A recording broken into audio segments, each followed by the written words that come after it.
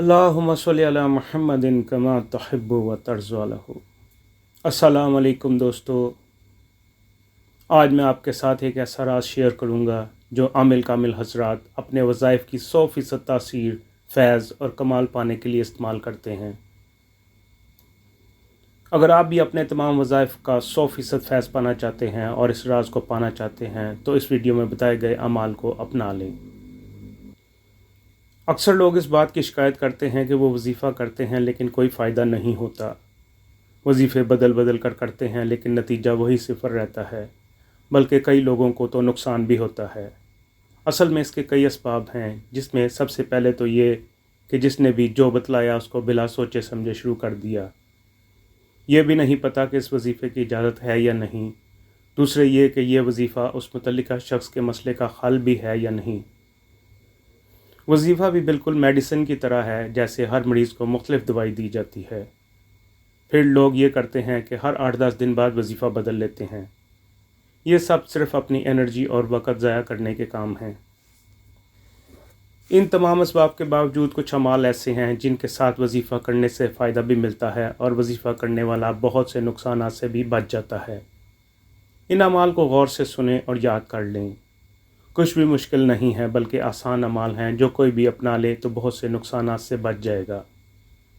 बल्कि ये अमाल करने वाले को अक्ल भी मिलती है। अगर आप अक्लमंद बनना चाहते हैं तो ये अमाल ज़रूर करें। एक बात जो सबसे ज़्यादा अहम है वो ये है कि नाजायज़ कमाई के मामले में बहुत मुहतात रहें। सबसे पहले तो ये कि मशकूक और नाजायज़ कमाई से हद से ज़्यादा परहेज़ करें। जब भी शक हो इस हराम रिज़्क़ से किनारा कशी अख्तियार कर लें और सादा मुआश पर ज़िंदगी गुजारें, क्योंकि हराम और मशकूक कमाई करने वाले और खाने वाले को वज़ाइफ से बहुत कम फैज़ मिलता है या मिलता ही नहीं। दूसरा ये कि जो भी वजीफ़ा करें बावज़ू करें। हो सके तो हर वक्त बावज़ू रहें।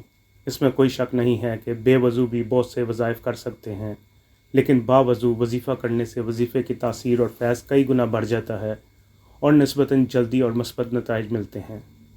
वज़ू खुद एक बहुत बड़ा हिसार है, इसलिए बावज़ू वजीफ़ा करने वाला एक बहुत बड़ी हिफाजत में होता है। हर वक्त बावज़ू रहने के रूहानी और जिस्मानी, दीनी और दुनियावी बहुत बहुत फ़ायदे हैं। तीसरा ये कि खुशबू ज़रूर इस्तेमाल करें। मर्द हज़रात तो खुशबू का इस्तेमाल ज़्यादा करें, लेकिन ख़वातीन सिर्फ अपने घर के अंदर, वो भी ज़रूरत के वक्त खुशबू इस्तेमाल करें। हकीम साहब कहते हैं कि मैंने अपने तजर्बात में एक चीज़ देखी है कि खुशबू एक ऐसी चीज़ है जो ख्वाबों की ताबीर और मुत्तकी और पाकीज़ा बनने में बहुत मदद देती है। ये वजीफ़ा की कामयाब तकमील में भी मदद देती है। सफ़ेद लिबास पहनने और बखूर जलाने के बारे में आपने अमलियात की किताबों में पढ़ा होगा। ये बेकार चीज़ें नहीं हैं, लेकिन इन चीज़ों की मजबूत बुनियाद है। आपको लगता है कि आमिल ने उसे करने के लिए लिखा है और बस, नहीं, इन तरीक़ों की मजबूत बुनियाद है। मेरी अक्ल इससे इनकार कर सकती है, लेकिन खुशबू के इस्तेमाल की जड़ें मजबूत हैं और सबसे मजबूत जड़ सुन्नत है। खुशबू का इस्तेमाल हद से ज़्यादा करें।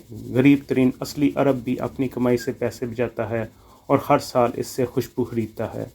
वो इस खुशबू को बाकायदगी से इस्तेमाल करता है। अगर आप रूहानी तौर पर तरक्की करना चाहते हैं और रूहानी तौर पर मजबूत होना चाहते हैं तो खुशबू का इस्तेमाल बहुत ज़्यादा करें। और दूसरा ये कि खुशबू अपने अंदर के कपड़ों पर लगाएं। ज़्यादातर हम लोग खुशबू का इस्तेमाल अपने कपड़ों के ऊपर स्प्रे करके करते हैं, जबकि खुशबू जिस्म के अंदर कपड़ों के साथ लगाने से ज़्यादा उसका फ़ायदा मिलता है। तीसरा और बहुत अहम काम ये है कि वजीफ़े का वज़न अपने ऊपर से उतार कर पढ़ें। आप हैरान होंगे ये कैसे होगा। इसका तरीका ये है कि मुतल्लिका वजीफ़े को उस शख्स से मंसूब करके पढ़ें जिसकी तरफ से वजीफ़े की इजाज़त है। बाज़ लोग वजीफ़ा मिलते ही उसको पढ़ना शुरू कर देते हैं कि इसकी तो आम इजाज़त है। ये भी किसी हद तक ठीक है, लेकिन इसमें वजीफ़ा करने वाले की लगन है कि वो कितना फैज़ लेता है। जबकि वजीफ़े की इजाज़त देने वाले से मंसूब करके पढ़ने से वजीफ़े के फ़ायदे, तासीर और कमाल बनिस्बत जल्दी और बेहतर मिलते हैं और वजीफ़ा करने वाले पर वजीफ़े का दबाव, बोझ या मनफी असरात नहीं होते। इसका तरीका यह है कि मसलन अगर आप कोई वजीफ़ा अल्लामा लाहौती या शेख उल वज़ाइफ दामत बरकातहुम की इजाज़त से कर रहे हैं, तो जब भी कोई ऐसा वजीफ़ा शुरू करें तो अपने अल्फाज में इस बात का ऐलान और इकरार करें कि मैं ये वजीफ़ा या अमल अल्लामा लाहौती या शेख उल वज़ाइफ दामत बरकातहुम की इजाज़त से कर रहा हूँ या कर रही हूँ।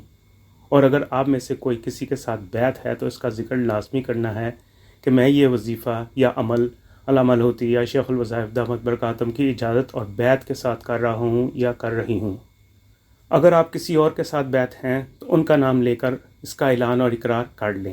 دوسرے لفظوں میں آپ اس بات کا اعتراف اور اعلان کر رہے ہیں کہ میں یہ وظیفہ اپنی طرف سے نہیں پڑھ رہا بلکہ مجھے اس کی باقاعدہ اجازت ہے۔ اس کا یہ فائدہ ہوگا کہ ایک تو وظیفہ کرنے والے پر وظیفے کا بوجھ نہیں ہوگا، دوسرے اجازت دینے والے شخص کی روحانی طاقت اور نسبت وظیفہ کرنے والے کے ساتھ ہوگی۔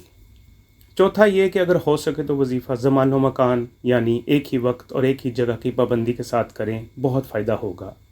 نہ ہو سکے تو ویسے بھی کر سکتے ہیں، لیکن بعض وظائف میں زمان و مکان کی پابندی لازمی ہوتی ہے۔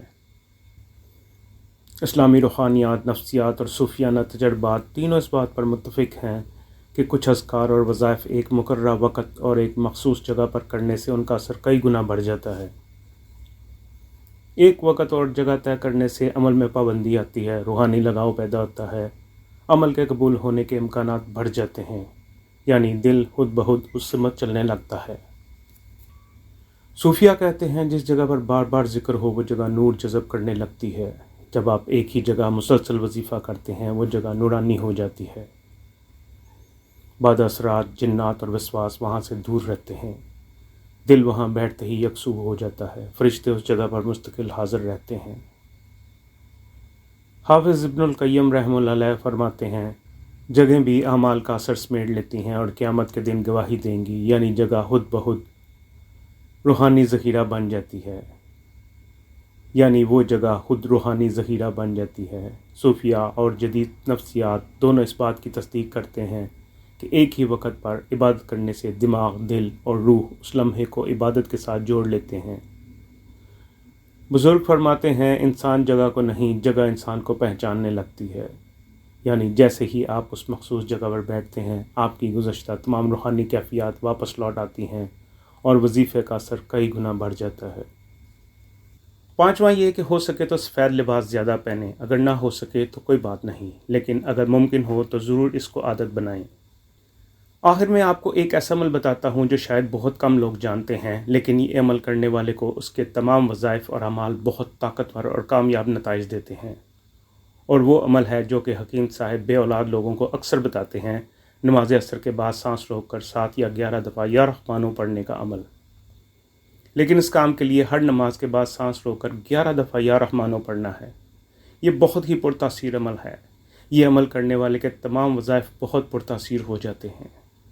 دوستو، یہ وہ اعمال ہیں جو تمام کامیاب عامل حضرات کے معمولات میں شامل ہیں۔ اگر آپ یہ تمام اعمال اپنا لیں تو یقین کریں کہ آپ کے تمام وظائف آپ کو انشاءاللہ بہترین اور کامیاب نتائج دیں گے۔